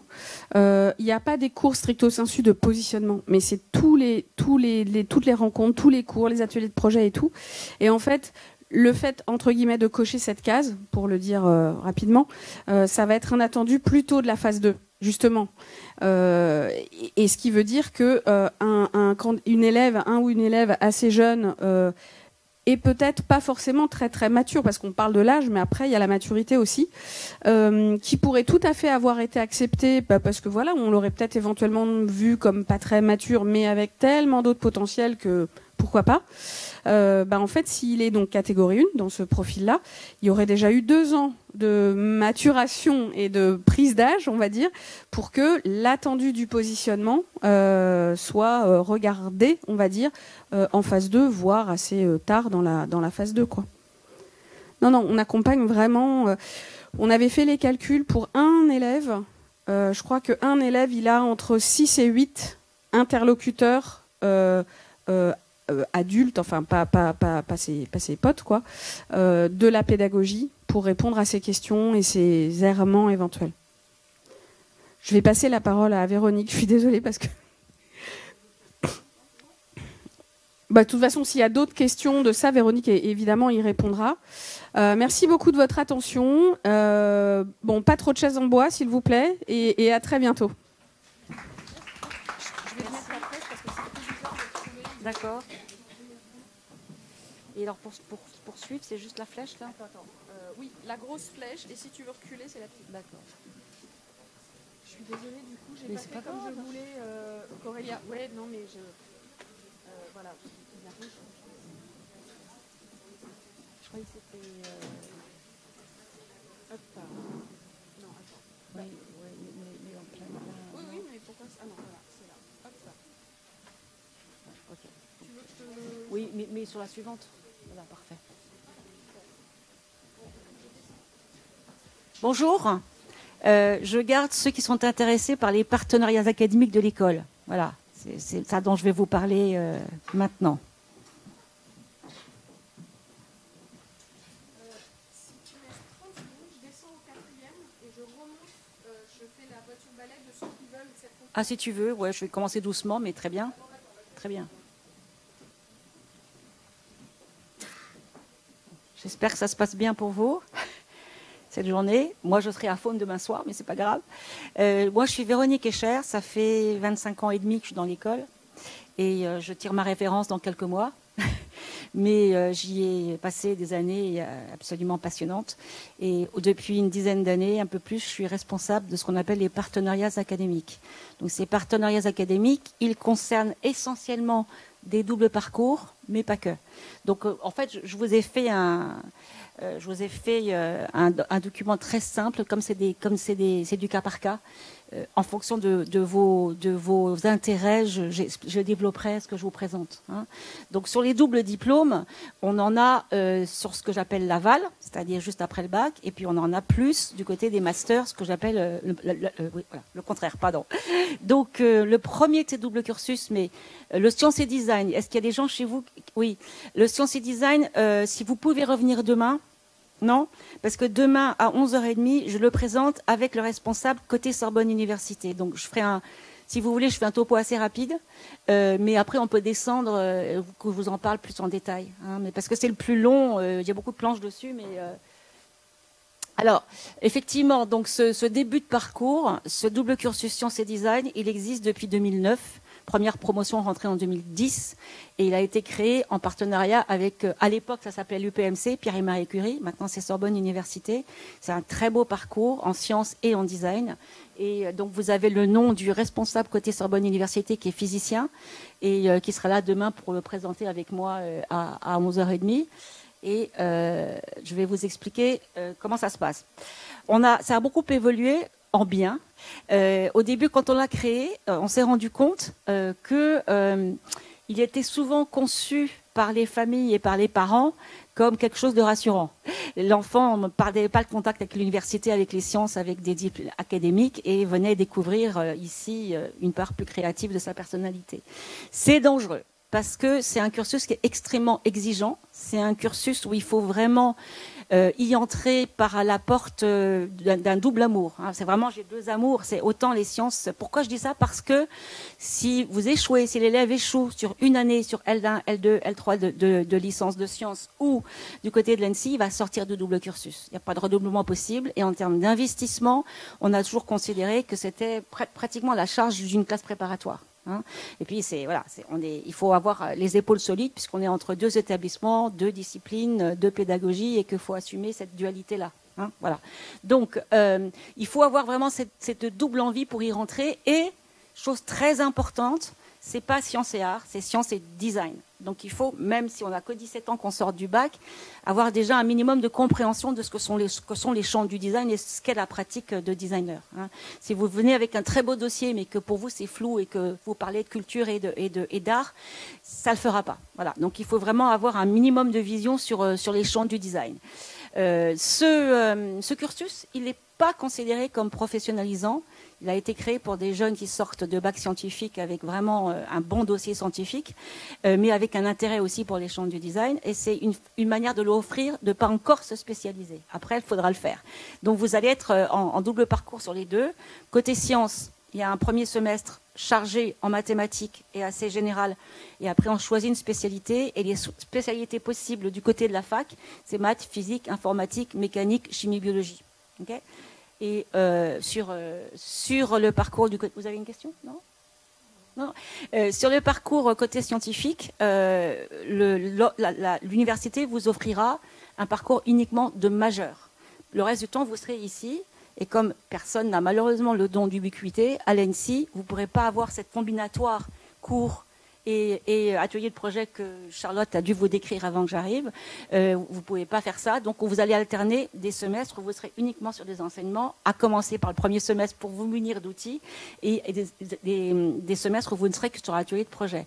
Donc, sur les 3 ans, vous aurez fait 3 ateliers de projet et vous aurez eu 3 semestres pour acquérir des outils. Donc le rythme, il est marqué en dessous, S1, S4, S5, semestre d'enseignement, S2, S3, S6, semestre d'atelier de projet. Vous terminez sur un atelier de projet avant de présenter un jury de fin de double cursus, après lequel vous avez un choix absolu d'aller vers le master de votre discipline scientifique côté fac ou de rentrer à l'ENSI pour 3 ans. Est-ce que Charlotte vous a expliqué pourquoi le parcours le plus court à l'ENSI possible, c'est 3 ans ou pas? Parce que la question de pourquoi c'est pas 2 ans comme n'importe quel master se pose. Les 3 ans à l'ENSI, pourquoi? C'est parce que, d'abord, on vous a expliqué que l'ENSI n'a pas de validation à 3 ans. On n'a pas de DNA ou de licence à 3 ans, pour la bonne et simple raison que ce sont des parcours individualisés et qu'il est difficile de mettre un jalon de validation pour tout le monde au même niveau au bout de 3 ans. Donc, en fait, le diplôme de l'école, c'est le grade master à la fin. Et aussi, pourquoi 3 ans? Parce que si on réfléchit un peu vite, on se dit 3 ans, 6 ateliers de projet, c'est beaucoup. Mais ça n'est pas le cas. Sur 3 ans, il y a 3 semestres avec la pédagogie de l'école, dont l'atelier de projet, ce qui va permettre d'investiguer, de découvrir 3 territoires différents du design. Et parce que le 4e semestre est dédié pour tout le monde, quelle que soit la catégorie entrante, à un stage professionnalisant avec une convention, avec une agence ou une entreprise de design. Voilà. Et puis l'année de diplôme, elle est aussi la même pour toutes les catégories d'élèves. Et l'année de diplôme, c'est une année à part où il y a 6 mois dédiés à l'écriture d'un mémoire et 6 mois dédiés à la fabrication d'un projet de diplôme avant la soutenance. Donc en fait, on n'a que 3 opportunités de traverser différents champs du design, découvrir différentes méthodologies, découvrir différents accompagnements et différents designers. C'est pour ça que le cursus minimum à l'ENSI est de 3 ans, qu'on ait une licence, un DNA, un DNMAD ou une thèse d'État. Voilà. Donc les élèves qui ont fait le double cursus et qui décident de venir plutôt du côté du design feront 3 ans à l'école. Ça ne leur empêche pas de postuler ailleurs, dans d'autres écoles de design ou dans d'autres masters côté de la fac, puisqu'ils ont une licence à part entière de l'université. Mais voilà. Et pour conclure sur cette chose-là, je vais vous dire que ça vous avez toutes les infos absolument pratiques sur le guide du candidat. Si vous ne l'avez pas encore téléchargé, au 4e étage, vous avez les QR codes pour le flasher. Hein. Et puis, pour ceux que ça intéresse et qui ne peuvent pas revenir demain à 11 h, SU est en porte ouverte demain après-midi. Donc moi, je rejoindrai mon partenaire dans l'après-midi à Jussieu. Voilà. Qu'est-ce que je voulais vous dire? Je voulais vous dire que ce double cursus c'est de plus en plus ancré dans les habitudes des deux établissements et vraiment marche très très très bien, et qu'on a entamé une discussion, une réflexion sur comment est-ce qu'on pourrait lui donner une suite. Donc on a effectivement envisagé, discuté, pourquoi pas un master sciences et design. Maintenant, les partenaires de l'université, ils disent à juste titre qu'à un moment donné, il faut se spécialiser. Et comme les élèves qui décrochent par exemple une licence de mathématiques, ils n'auront été que sur un parcours de majeur, donc ils auront des trous dans la programmation de la licence de mathématiques. Donc pour mes partenaires, il est clair que quand on rentre en master de mathématiques après le double cursus, eh ben c'est beaucoup de travail pour rattraper, pour boucher les trous, pour rattraper, et qu'il n'est pas question d'avoir une deuxième discipline à côté. Donc on a abandonné l'idée de construire un master de sciences et design sur le mode de la licence, mais on réfléchit à comment offrir aux élèves qui sortent de ce cursus, et croyez-moi, ce sont des têtes bien faites en général, des possibilités, d'autres possibilités de suite d'études. On travaille avec Sorbonne Université, entre autres, peut-être à un projet de double diplôme avec un master qui s'appelle le COCSUP, qui est un master de sciences cognitives, et qui ouvre une voie dans ce master du côté de, qui s'appelait Société, et qui va travailler sur de l'intelligence artificielle, mais sous un angle plutôt sciences humaines et éthique. Et voilà, ça m'intéresse de voir ce qu'on peut faire et ce qu'on peut ouvrir. Et les élèves de sciences et design seraient prioritaires sur ce master s'ils souhaitaient le faire après la double licence. Voilà. Donc, je peux répondre à des questions de façon très superficielle pour ce qui est de la partie sciences. Mon partenaire demain, lui, le ferait dans le détail. Donc, vous avez ici la liste des ECTS et des disciplines possibles. Photo. C'est bon. Et voilà les disciplines. Et vous avez un lien que vous trouvez sur le site de Sorbonne Université pour aller voir les conseils qu'on vous donne sur les choix de spécialité au lycée si vous n'êtes pas encore en terminale. Alors, le concours ces élèves-là vont passer exactement le même concours. Vous allez avoir des présentations du concours que n'importe quel candidat à l'école, mais c'est le seul cursus pour lequel les bulletins sont importants. Et Charles-Antoine siège avec moi sur ces commissions. On ouvre le dossier, il regarde les bulletins. Alors, il est en capacité, évidemment, d'évaluer le niveau en fonction du lycée, en fonction de plein de choses. Mais il va nous dire, c'est bon, ça passe, elle ou il y arrivera. Mais s'il trouve que le niveau est trop juste et fragiliserait l'élève, on n'ira pas plus loin dans le concours. Donc, c'est important d'avoir un bon niveau scientifique et d'avoir des bulletins de qualité pour tenter le concours. Voilà. Alors, est-ce qu'il y a des questions sur le double cursus avant que je passe au double master? Oui? Est-ce qu'il y a d'autres doubles cursus? Il me semble qu'il y a un double cursus avec l'EAPB. Ah, l'ENSAPB. Oui, j'en viens. C'est le double master, ça. J'en viens. Là, au niveau de la licence, on n'a que le... Oui, c'est Paris, exactement, c'est Paris-Belleville. Oui? Alors, oui, par convention, on accepte que 6 élèves par an. Exceptionnellement, cette année, on en a pris 7. On a fait un avenant à la convention parce que c'était vraiment très bon. C'était pas juste pour la 7e. Donc, on en a 7. Mais c'est des petites cohortes parce que on les suit vraiment au cas par cas et que c'est important de pouvoir justement avoir cette vision-là. Et puis, pour ceux que ça intéresse, on est en train d'étudier la possibilité qui va se concrétiser très vite d'étendre cette possibilité au département textile. Donc de faire un double cursus de design textile et sciences. Voilà.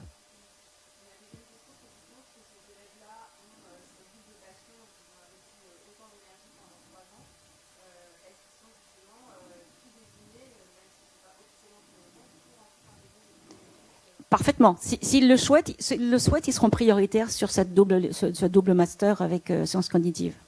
De toute façon, ceux de l'école qui n'ont pas fait le double cursus, ils auront des choses à rattraper côté sciences, alors que eux auront le bagage suffisant pour intégrer directement ce master. Ah, alors, après le sciences et design, c'est le choix de l'élève. Et je dois vous dire que c'est 8 fois sur 10, c'est le cas d'élèves de choisir de rentrer à l'ENSI. Ils arrivent à l'école comme catégorie 3, c'est-à-dire détenteurs d'un bac plus 3. Et après, ils sont absolument comme tous les élèves de catégorie 3. Donc, ils sont éligibles au parcours en double master s'ils le souhaitent et si l'école juge que leur projet est légitime. Donc, pas forcément prioritaire, non, mais ça dépend de l'adéquation de leur dossier, mais ils sont tout à fait éligibles à ça. Ça leur est ouvert. OK ? Donc voilà. Donc, est-ce que je peux conclure le chapitre sciences et design ? Bon, alors du coup, de l'autre côté, on est allé chercher, bien sûr, c'est Alain Cadix qui était directeur de l'école dans ces années-là, en 2009-2010, et qui a initié cette politique de multi-pluridisciplinarité. On est allé chercher des disciplines qui sont intéressantes à conjuguer avec le design, bien sûr. Hein. Et puis, on est une petite école, donc on ne peut pas les multiplier. Donc, ça a été des choix précis et intéressés. Donc, du côté de l'ingénierie, bien sûr, on a 2 doubles diplômes, un avec Centrale Supélec et un avec les arts et métiers. Du côté de l'architecture, on en a un avec l'école de Paris-Belleville, l'ENSAPB. Et du côté de la communication, du travail sur la marque et les médias, c'est avec le CELSA, qui est un département de la Sorbonne. Voilà. Donc, chacun de ces doubles diplômes est régi par une convention bilatérale qui, dans les deux sens, établit le parcours des élèves en fonction des exigences des 2 établissements. Donc, elles sont absolument pas superposables. Hein. Avec chaque école, on négocie ces choses-là. Donc, du côté de l'ingénierie, il y a Centrale et il y a l'ENSAM. Donc, Centrale Supélec, vous avez les responsables, mais je pourrais vous les donner après. Si je prends le parcours des centraliens chez nous, alors aucun de ces doubles masters ne peut se demander d'emblée. Il faut rentrer dans l'une ou dans l'autre des écoles pour après demander à faire le double diplôme. Donc, par exemple, les élèves centraliens, ils ont leurs 2 années de prépa, ils rentrent à Centrale, ils passent le concours en double diplôme pendant la première année de Centrale Supélec, et la 2e année saute. Est-ce que je vais...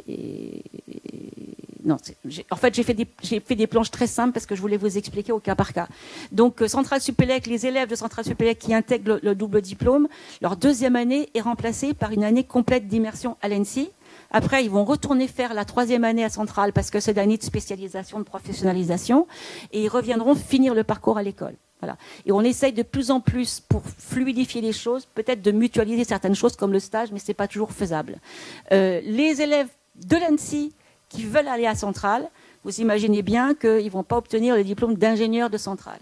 Mais il y a un master de recherche autour des sciences de la conception, des conceptions des systèmes complexes qui leur est ouvert. Et le principe, c'est que, sauf les sciences et design qui ont accès au M2 directement, ils aillent suivre certains modules du M1 à Saclay, hein, à Centrale. Et ici, ils ne sont que sur l'atelier de projet. Et s'ils valident ces modules de M1, ils vont intégrer en césure de l'école, en immersion totale, le M2 de Centrale pour revenir après finir leur phase diplôme à l'école. Voilà. Pour l'ENSAM, c'est à peu près la même chose pour les élèves ingénieurs chez nous, sauf que pour eux, c'est encore plus simple parce que c'est la 3e année de l'ENSAM qui saute et pas la 2e. Donc après, en arrivant ici, ils font les 3 ans en continu à l'ENSI. On n'avait pas jusqu'à maintenant de réciprocité, je suis en train de la négocier, et ils vont ouvrir, on va signer, je pense, en 2025, une convention qui permettra à des élèves de l'ENSI d'aller faire un master d'interaction aux arts et métiers. Voilà. Est-ce qu'il y a des questions sur les parcours ingénieurs ? Non ? C'est quoi votre question ? C'est bon ? Ok. Donc, alors, du côté de l'architecture, je suis contente de vous en parler parce que j'y tiens beaucoup. Je trouve que c'est extrêmement pertinent et que c'est un très très beau double diplôme, mais c'est le plus compliqué. C'est le plus lourd, voilà. Et on a vraiment modifié au fur et à mesure la convention. Donc, les élèves archi, ils vont tenter le concours en première ou en 2e année de l'ENSAPB, et s'ils sont pris, ils vont commencer leur parcours à l'école à partir de la L3 d'architecture. Et là, j'ai aussi fait modifier la convention pour le rendre plus confortable pour eux, parce qu'il y a des périodes en école d'archi où ils ont un programme plus chargé. Donc en fait, avant, on avait construit vraiment un parcours superposé sur les 2 parcours, et c'était parfois très lourd. Maintenant, j'ai simplement mis dans la convention qu'au moment du passage de leur PFE, c'est-à-dire le diplôme de fin de 5e année en architecture, ils aient validé tant de CTS en enseignement et tant de CTS l'équivalent de 3 ateliers de projet à l'ENSI, pour après revenir et passer la dernière phase de diplôme à l'ENSI. Et pour tous ces doubles diplômes, pour l'instant, ce sont des vrais doubles diplômes, à savoir l'obtention des 2 masters. On est en train d'étudier possibilité, peut-être avec l'Archi, de créer des bidiplômes, c'est-à-dire une hybridation des 2, mais pour l'instant, c'est pas le cas. Pour l'instant, c'est vraiment l'obtention des 2 diplômes. Okay, c'est lourd, voilà, c'est ça. Donc pour l'Archi, voilà pour les élèves architectes chez nous. Pour les élèves de l'ENSI, là-bas, c'était très compliqué. Il y avait des espèces de télescopage de type de pédagogie, de fondamentaux qu'ils n'arrivaient pas à suivre. Donc, en fait, les élèves de l'ENSI abandonnaient tous avant d'aller au bout. Donc, j'ai intégré dans la convention une alternative au double cursus qui existe toujours, hein, mais les élèves qui le souhaitent et qui sont pour un temps assez long à l'ENSI peuvent demander à aller suivre, et ils sont encadrés par le directeur des études là-bas, Alexis Markovitz, ils peuvent aller suivre des modules, des cours en auditeur libre à Belleville, en archi, notamment autour de la construction de la théorie. Et comme ça, ils auront des briques de base et ils peuvent, une fois diplômés de l'école, tenter une commission de dispense partielle d'études à Belleville qui les font rentrer directement en M1 et M2 d'architecture et d'obtenir le PFA d'architecture au bout de 2 ans. Voilà. Donc ça rallonge de 2 ans leur parcours à l'école. Non, si vous le tentez en double diplôme, si vous abandonnez, l'autre école peut vous demander de suivre des cours dont vous vous a dispensé parce que vous étiez en double diplôme. Mais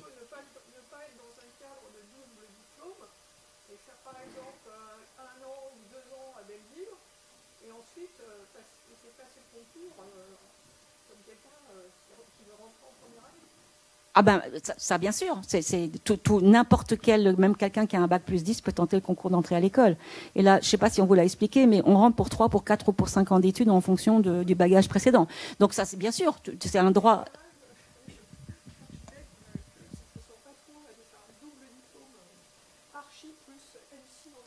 Ben, il y en a qui le font, et les élèves architectes le font en double diplôme, ça se passe mieux.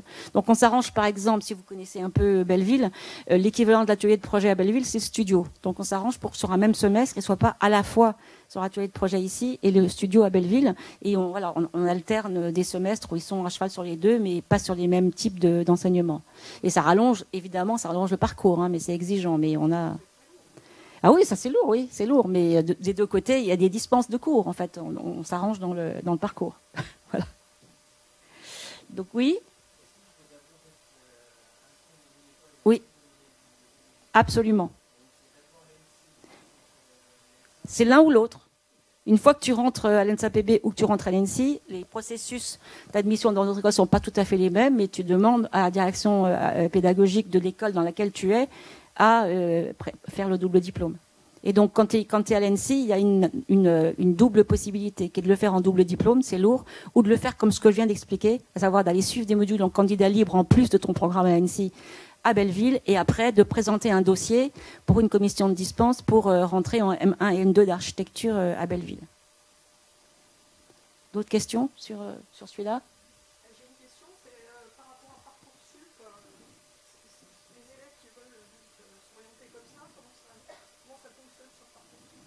Ah ben, de toute façon, les élèves rentrent à Belleville ou à l'ENSI, et donc par Parcoursup. C'est une fois qu'ils sont dans l'école qu'ils demandent à faire le double diplôme. Mais ça passe plus par Parcoursup. Donc une fois qu'ils ont intégré la première année, ils demandent à l'autre école ? Ils demandent à l'école dans laquelle ils sont si ils peuvent avoir ce projet-là, et après, ils suivent la procédure qui est indiquée par les 2 écoles. Oui ?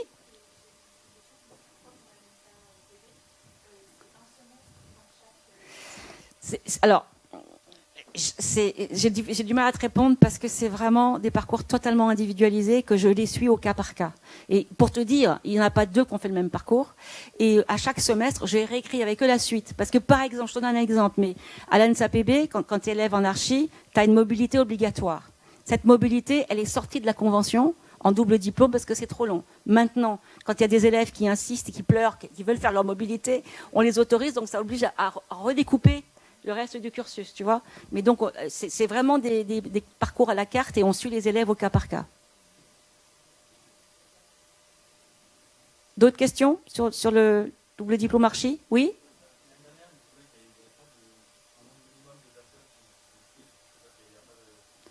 Alors, oui. Sciences et design, il y a une convention particulière qui stipule ça.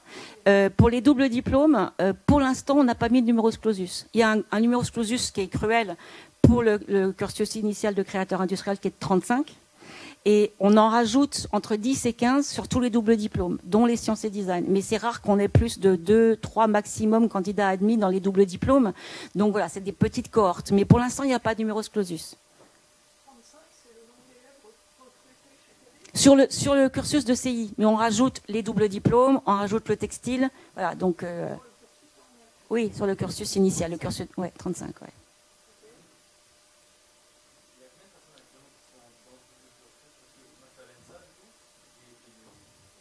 Alors, j'en ai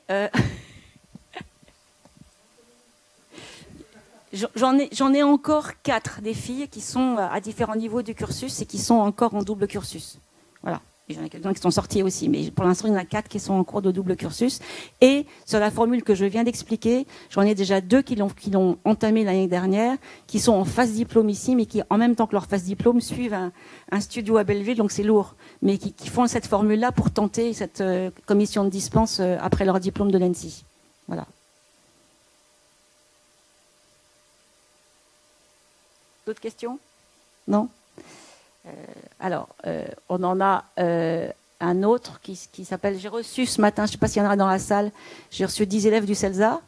Le double diplôme du CELSA, c'est pas moi qui ai signé les premières conventions. Et j'étais un peu étonnée par certaines particularités de ces conventions. Et maintenant, j'en vois le bien fondé et je m'en inspire. Alors, le CELSA, par exemple, pour les élèves du CELSA chez nous, ils ont la possibilité par convention de venir, après entretien et lettre de motivation, passer un semestre d'immersion chez nous à la place du stage en second semestre de Master 1. Et après, ils repartent faire le Master 2. Et s'ils souhaitent faire le double diplôme, il faut qu'ils aient fait ce semestre d'immersion, mais ils n'ont pas obligation de faire suivre par le double diplôme. D'accord ? Et s'ils le font, et si leur semestre d'immersion s'est passé dans de bonnes conditions, on va le prendre en compte dans les 3 semestres obligatoires d'atelier de projet. Donc, si tout se passe bien, ils feront 2 ans et demi au lieu de 3 s'ils font le double diplôme. Mais ils n'ont pas obligation, après avoir fait le semestre d'immersion à l'école, de poursuivre par un double diplôme, par le concours en double diplôme. Voilà. Et pour les nôtres, en fait, il y en avait 3, maintenant il n'y en a plus que 2. Master, mais celui qui a été pris 9 fois sur 10 par mes élèves, c'est le master de Caroline Marty, qui est le master marque et communication. Voilà. Donc nos élèves ont la possibilité, en césure de l'école, avant leur phase diplôme, c'est-à-dire à la fin de ce qu'on appelle la phase 2, et avant la phase diplôme, de partir en immersion au CELSA, faire tout le master 2. Et ils obtiennent le master en question du CELSA. Et là, on en a quand même pas mal. J'ai pas de chiffre en tête, mais on en a une bonne quinzaine qui sont sortis diplômés de ce master. Des questions? Non? Alors, je vous ai fait une petite slide parce que effectivement, le gros du département de partenariats académiques, ce sont ces doubles parcours.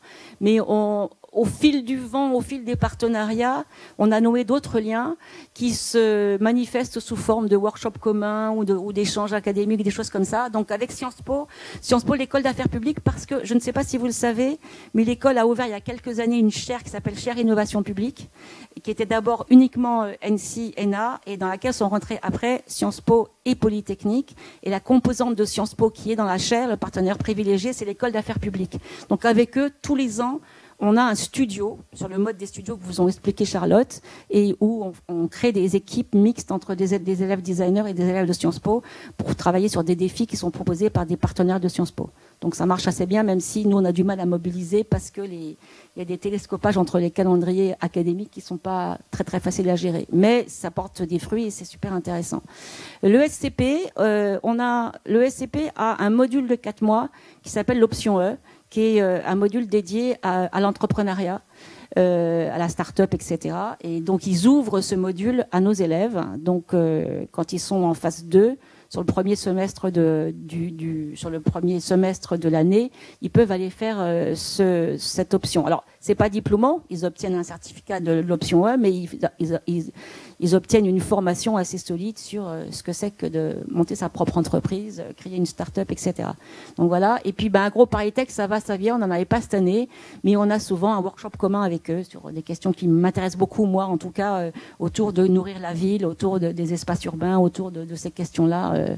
Je ne sais pas si vous le savez, mais on est membre de l'Alliance Sorbonne Université et on a un accord cadre avec Paris-Saclay qui nous permet d'avoir des partenariats privilégiés avec certaines composantes de Paris-Saclay, dont AgroParisTech, Centrale, l'ENS, etc. Voilà, il est quelle heure parce que je crois que ma collègue va arriver. Est-ce que vous avez des questions sur ces différents plans ? De toute façon, je vais être présente cet après-midi et demain dans l'école. Je m'appelle Véronique Escher et je réponds à tous mes mails. Donc vous pouvez m'envoyer un message avec vos questions sans aucun problème. Tiens, vous posez une question. En voilà une qui est en double diplôme archi design. Donc s'il y a des questions aux élèves, vous voulez ? Oui, viens. Madame est architecte et je pense que ça lui fait très peur, donc je peux peut-être la rassurer. Pour votre fille, voilà. Donc Jeanne, qui est en double diplôme. Non, si tu peux nous parler de ce que tu as fait et comment se passe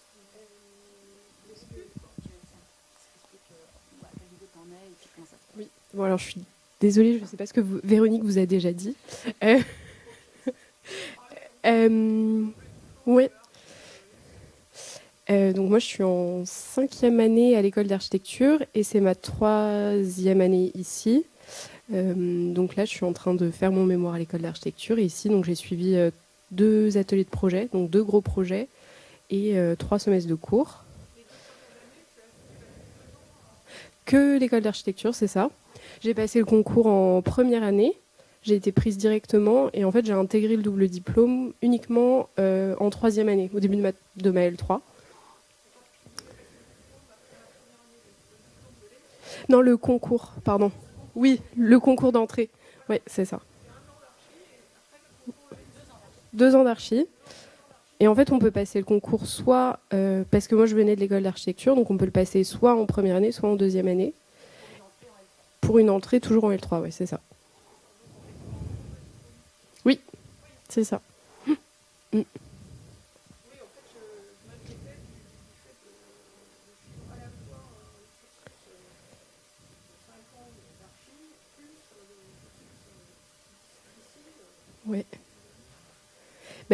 C'est ça, il y a des aménagements. Il y a Véronique qui est très à l'écoute parce que c'est sûr, c'est très demandant. C'est assez compliqué, c'est exigeant, effectivement.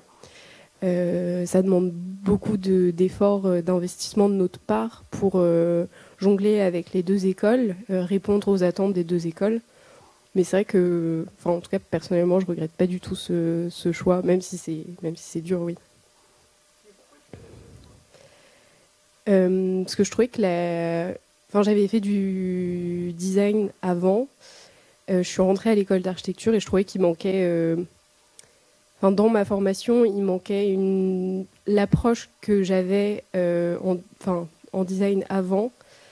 Et donc c'est pour ça que j'ai souhaité faire le double diplôme. Voilà. Oui, c'est ça, j'ai fait un bac art appliqué. Ouais.